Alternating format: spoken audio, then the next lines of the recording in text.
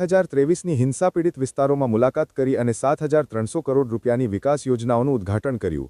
મ્યાનમારમાં ભયાનક હવાઈ હુમલો, 2 હાઈસ્કૂલ પર હુમલામાં 19 વિદ્યાર્થીઓના મોત અને 22 ઘાયલ.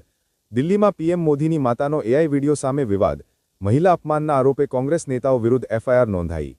ગુજરાતમાં વિશેષ શિક્ષક ક્ષમતા પ્રવૃત્તિ પરીક્ષા 21 સપ્ટેમ્બરે યોજાશે. મુખ્ય પ્રારંભિક શાળાઓમાં બિનસક્ષમ ઉમેદવારોની નિમણૂક માટે. કિલ્લા દીકો ટુરિઝમ સાઇટની ડોર્મિટરીમાં આગ, 12 બેડનું ડોર્મિટરી સંપૂર્ણ રીતે ભસ્મ, અંદાજે 4 લાખનું નુકસાન.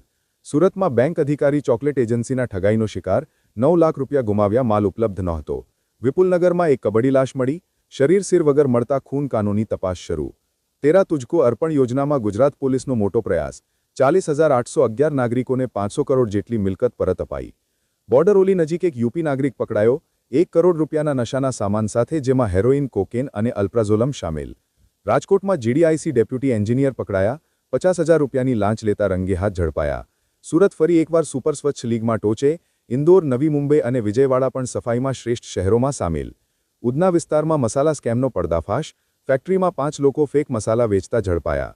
સુરતમાં ભારે વાહનોના નિયમભંગ પર કાર્યવાહી, 102 વાહનો ઝડપાયા, અકસ્માતને પગલે કડક દંડ.